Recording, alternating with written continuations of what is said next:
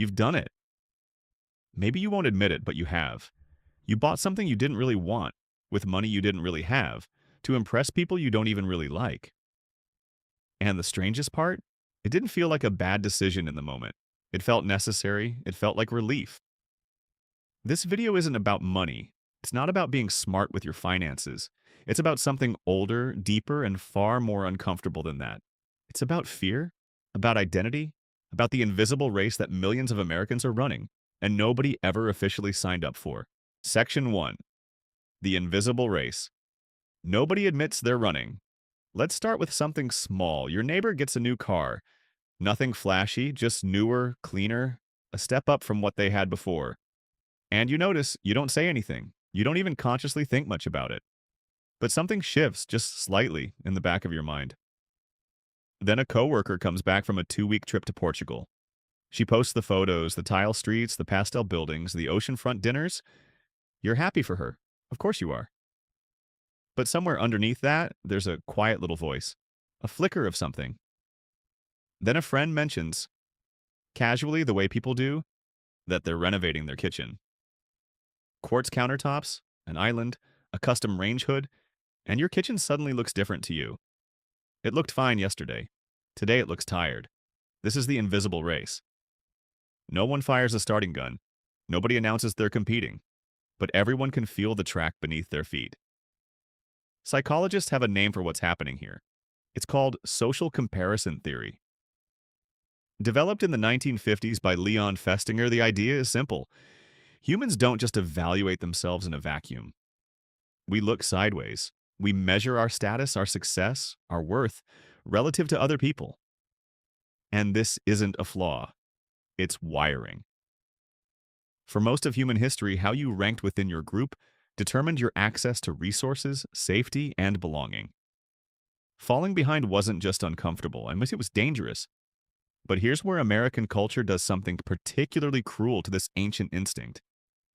America is built on the idea of individual achievement. The story goes, your success is your own. You are what you make of yourself. There are no excuses, no systemic limitations worth acknowledging.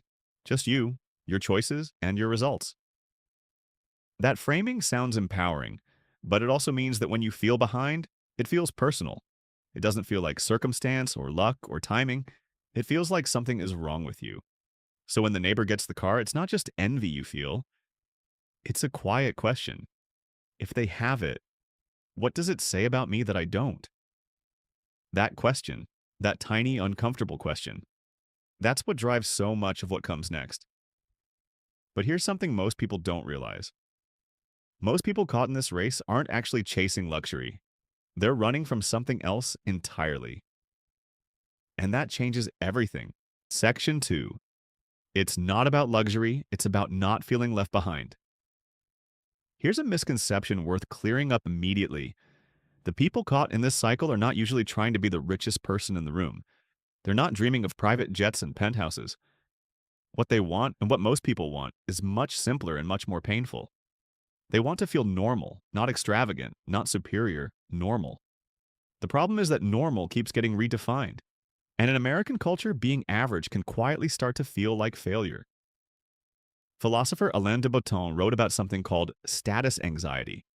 This persistent, low-grade dread that you are not measuring up, that you're being judged, that your life, your choices, your possessions are being evaluated by invisible observers who will determine whether you deserve respect. And in a country that equates visible success with worth, status anxiety doesn't stay quiet for long. Think about the couple who buys a newer car. The old one ran fine, but it had high miles. The interior was worn. Every time they pulled into the school parking lot, they felt it. That small, wordless discomfort of feeling behind the other parents. Or the family who throws an elaborate birthday party for their 7-year-old. The bouncy castle, the catering, the custom cake. Not because the kid asked for it. Not because the parents genuinely wanted to spend that money, but because other parents did it last year and not doing it felt like a statement.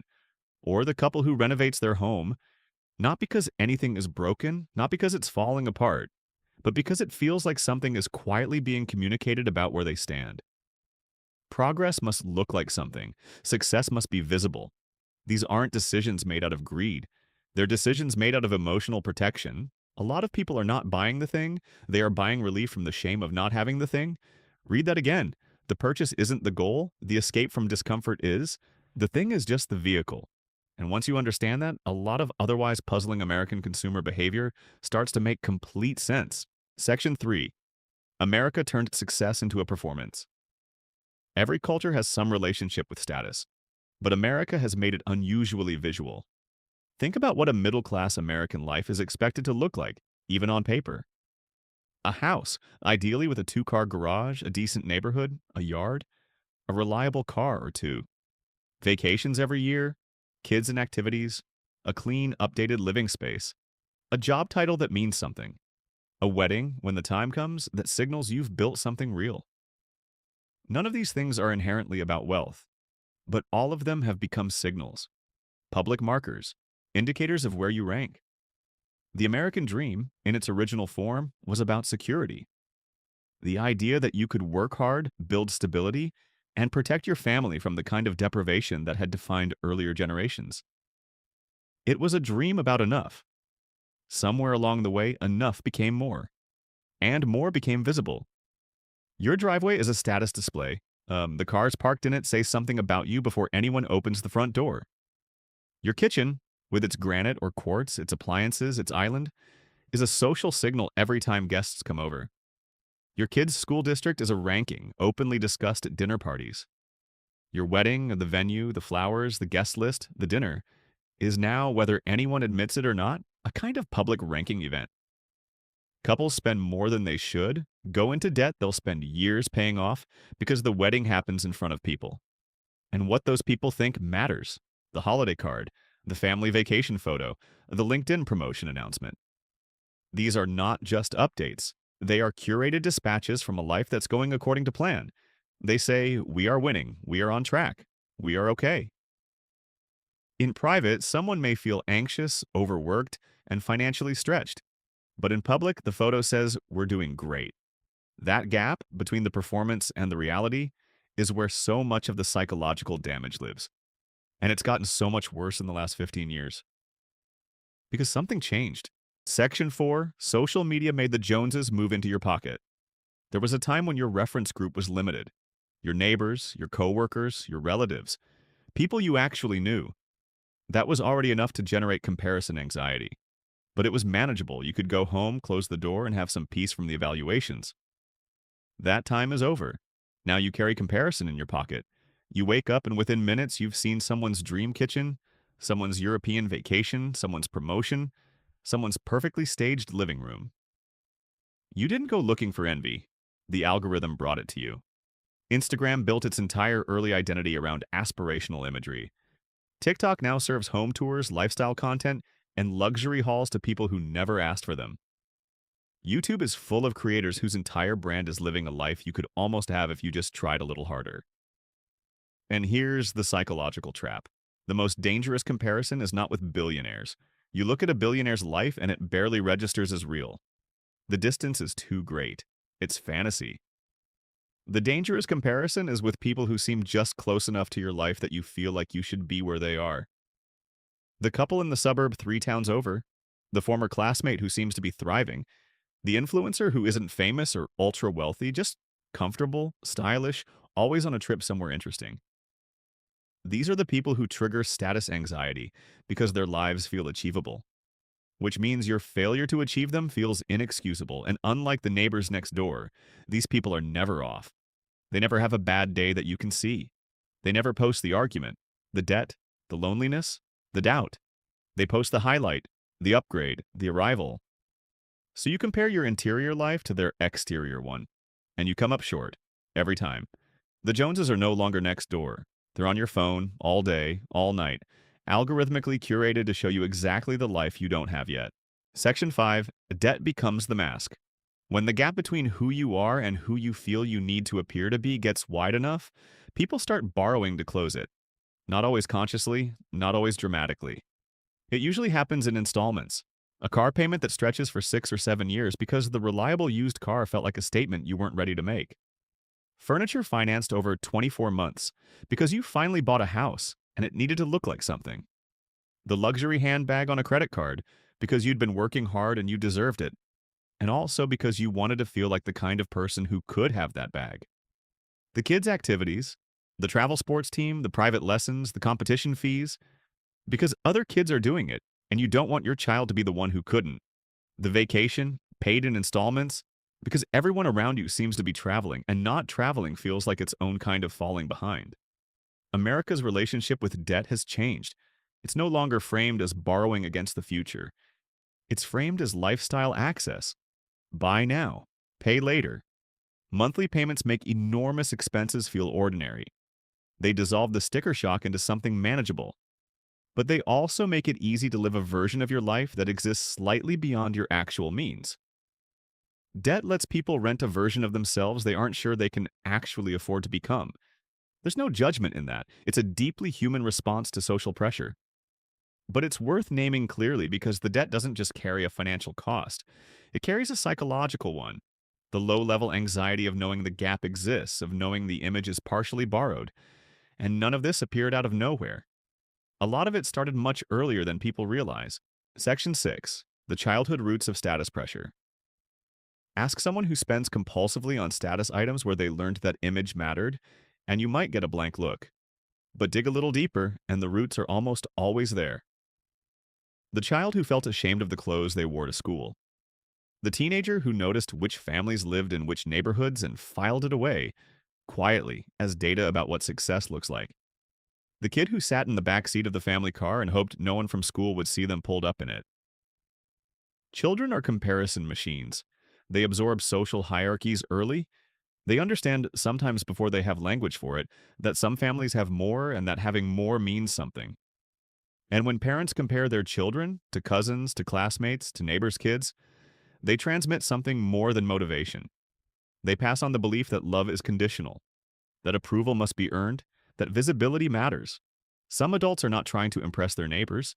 They're trying to heal a wound that's been open since they were 12 years old. They grew up feeling like less. Maybe their family had less money, a smaller house, older cars. Maybe they were made to feel the gap acutely, by other kids, by relatives, by their own parents' shame or ambition. And now, as adults, every status purchase is a quiet message to that younger version of themselves. We made it. We're not that anymore. Some people aren't buying things. They're buying proof. Proof that they've changed. Proof that the struggle was worth something. Proof that they are no longer that kid who felt left behind. That's not weakness. That's a very human response to a real wound. But it's also a cycle that, without awareness, never actually closes. Section 7. Why the Joneses always move the finish line. Here's the part that the whole game depends on, and the part that nobody warns you about. Even when you get there, you don't get there. Psychologists call it the hedonic treadmill. The idea is that human beings have a remarkable ability to adapt to new circumstances. Whatever you achieve, whatever you acquire, it becomes the baseline, the new normal. And once something becomes normal, it stops generating the satisfaction that motivated you to get it. You move from the apartment into the starter home. Relief. Pride. For a while. Then the starter home feels small. You look at what neighbors with a few more years of income have, and the next level comes into focus. You get the SUV, comfort, space, a sense of arrival for a few months.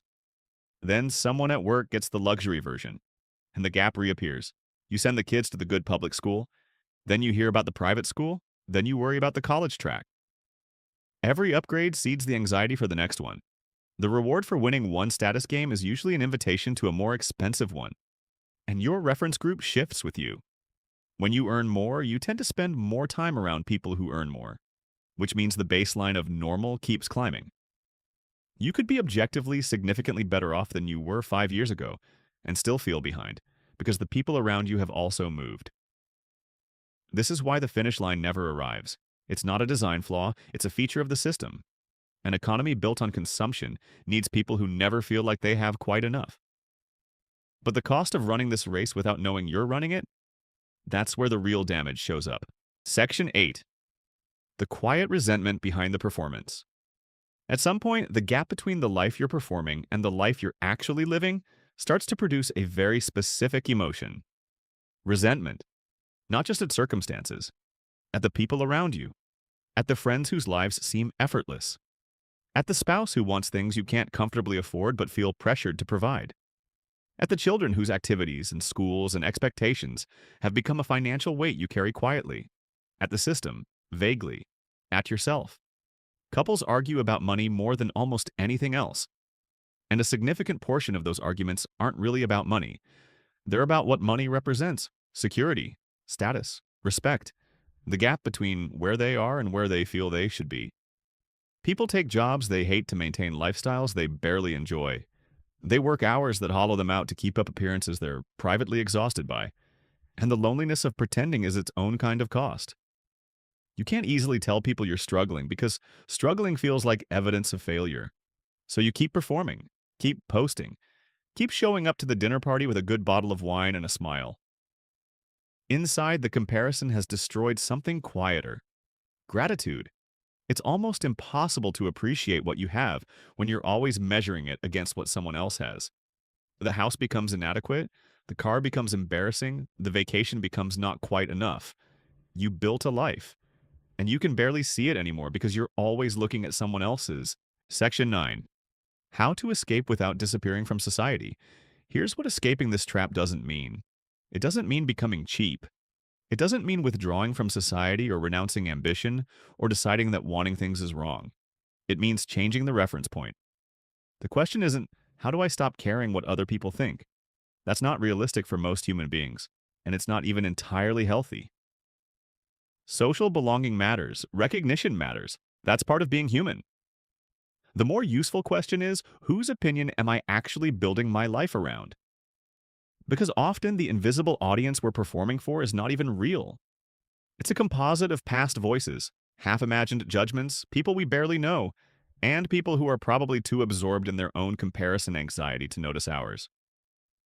Before a major purchase, or even a small one, there's a single question worth asking. Would I still want this if no one could see it? Not always, but honestly. If the answer is no, that's information. That's the difference between buying something and buying the appearance of something. The psychological research on well-being is consistent. What actually generates lasting satisfaction is not acquisition, it's autonomy. The sense of making choices that reflect your own values. It's deep relationships, it's purpose. It's what researchers call intrinsic motivation, as opposed to the external validation loop. This doesn't sound as good on Instagram, but it costs less and it holds. Choosing your social environment matters enormously too. Spending time around people who compete conspicuously will pull you into the competition, whether you want to be there or not. Finding communities built around shared values rather than shared status levels is genuinely protective. Not an escape from the world, just a different orientation within it. The real flex, the one that takes genuine psychological security, is not needing everyone to know you're doing well. We started with someone buying something they didn't want, with money they didn't have to impress people they didn't even like. The Joneses were never real, they're just a feeling. The feeling that you're not quite enough yet. Most people in this race aren't shallow, they're scared, and the race exhausts them. But the moment you stop letting other people's lives become the measuring stick for your own, you stop performing and start living.